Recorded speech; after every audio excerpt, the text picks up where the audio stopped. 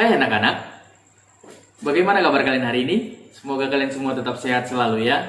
Nah anak-anak, hari ini kita bertemu kembali dalam pelajaran pendidikan agama Katolik dan budi pekerti bersama Bapak Diandang Marcelinus.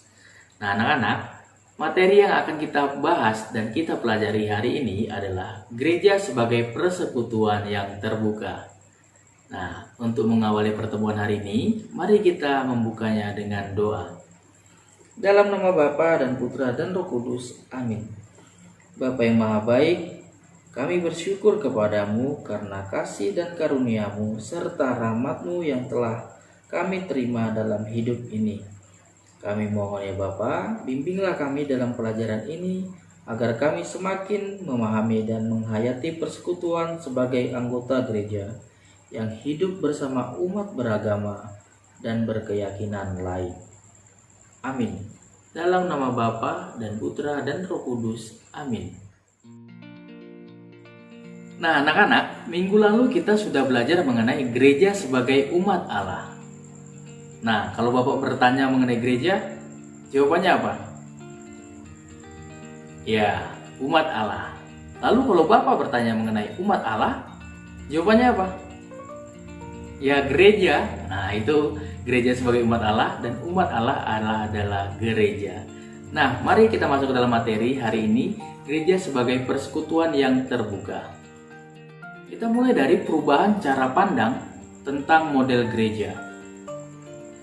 Sebelum Konsili Vatikan kedua, gereja kita dipahami dengan begitu piramidal atau berbentuk piramid.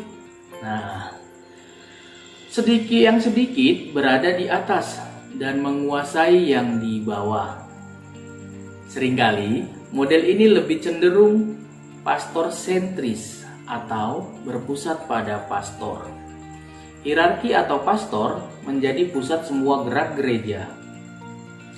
Gereja model piramidal ini sering disebut gereja institusional.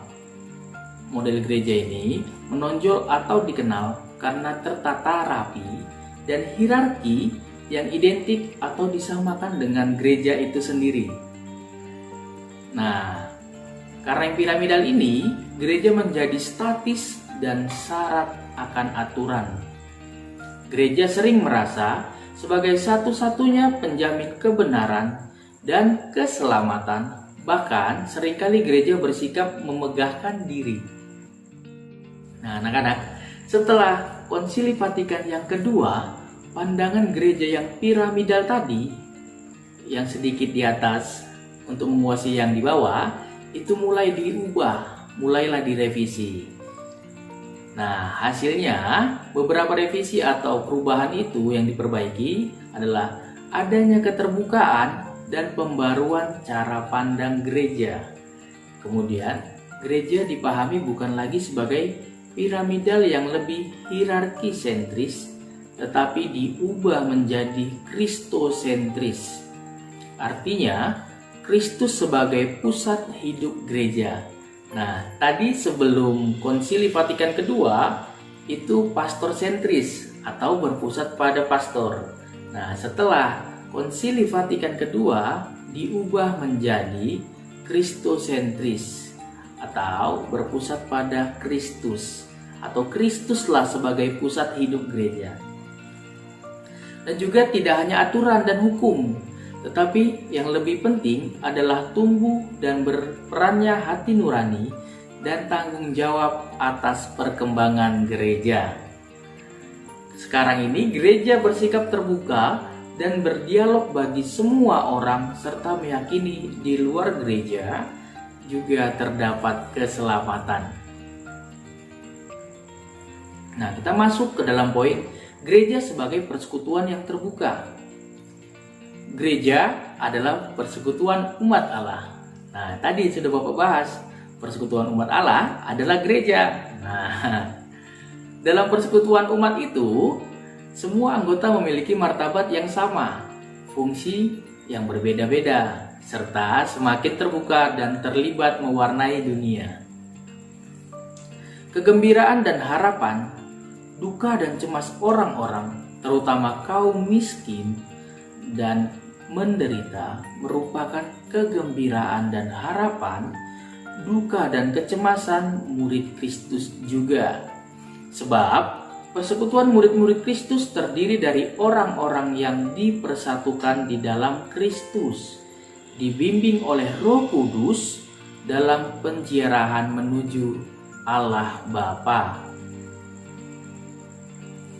Panggilan gereja yang utama adalah menjadi utusan Kristus untuk menampakkan dan menyalurkan cinta kasih Allah kepada semua orang dan segala bangsa.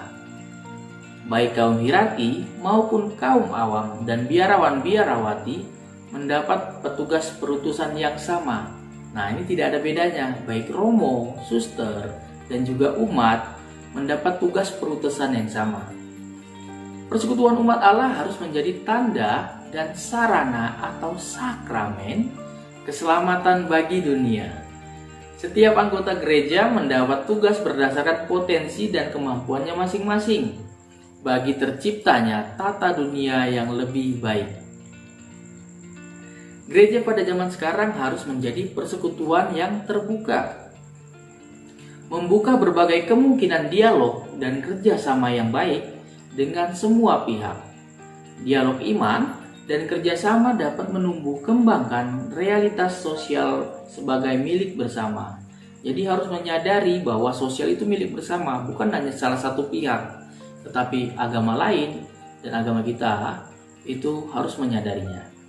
Kebersamaan dalam hidup menggereja tidak hanya terbatas pada hal-hal rohani saja.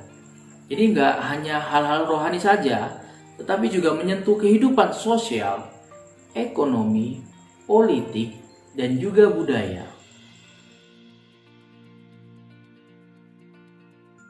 Nah, anak-anak, itulah materi yang kita pelajari hari ini. Semoga kalian semua dapat mengerti, dan bagi yang tidak mengerti, dapat menanyakan kepada Bapak melalui grup yang sudah kita buat ya. Nah, mari kita menutup pertemuan ini dengan berdoa. Dalam nama Bapa dan Putra dan Roh Kudus. Amin. Allah Bapa yang Maha Kasih, kami bersyukur kepadamu karena berkat kasih dan rahmat-Mu yang berlimpah bagi gerejamu sebagai persekutuan yang terbuka. Bapa, kami telah selesai belajar, semoga pelajaran ini dapat kami pahami dengan baik. Semoga oleh berkat-Mu, kami saling mengasihi, saling menerima, dan saling berbagi satu sama lain sebagai umat-Mu. Demi Kristus, Tuhan dan pengantara kami. Amin. Dalam nama Bapa dan Putra dan Roh Kudus. Amin. Tetap jaga kesehatan ya anak-anak, tetap semangat untuk belajarnya. Sampai bertemu minggu depan. Bye-bye.